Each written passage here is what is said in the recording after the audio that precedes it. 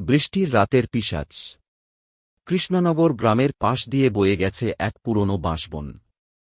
দিনের বেলা কেউ ভয় পায় না, কিন্তু রাত হলেই ওখান দিয়ে কেউ যেতে চায় না।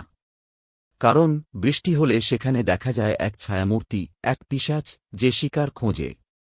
কেউ জানে না এই অভিশাপ কবে থেকে শুরু হয়েছে। প্রবীণরা বলেন, বহু বছর আগে এক বিধবা নারী এই বাঁশবনের পাশে থাকত।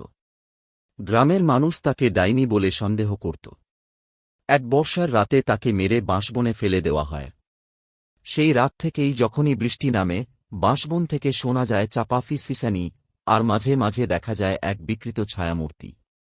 গ্রামের যুবক সমীর এসব গুজবে বিশ্বাস করত না। এক রাতে প্রচণ্ড বৃষ্টি হচ্ছিল, আর সে বন্ধুর সাথে বাজি ধরে বাঁশবনের পথ ধরে হাঁটতে বেরোল। প্রথমে সব স্বাভাবিক লাগছিল, কিন্তু হঠাৎ চারপাশের ঝিঁঝিঁ পোকার শব্দ থেমে গেল। বাতাসও নিঃশব্দ, কেবল টিপটিপ বৃষ্টির শব্দ।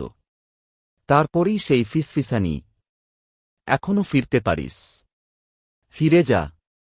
সমীরের গা শিউরে উঠল। সে দ্রুত হাঁটতে লাগল, কিন্তু তখনই দেখল সামনে একটা নারী মূর্তি দাঁড়িয়ে আছে, লম্বা, কঙ্কালসার, ভেজা শাড়ি গায়ে, আর চোখ দুটো জ্বলজ্বল করছে অস্বাভাবিক হলুদ আলোয়। সমীর দৌড়ানোর চেষ্টা করল, কিন্তু পা যেন আটকে গেল কর্দমাক্ত মাটিতে। পিশাচটা ধীরে ধীরে তার দিকে এগিয়ে এল। সকালবেলা গ্রামের লোকজন সমীরকে বাঁশবনের ধারে অচেতন অবস্থায় পেল। তার চোখ ফাঁকা, মুখ হা করা, আর সে একটাই কথা বলছিল, বৃষ্টি হলে আর বেরোব না। ও অপেক্ষা করছে।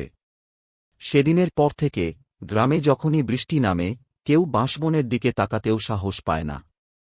কারণ কেউ জানে না পিশাচ এবার কাকে খুঁজছে।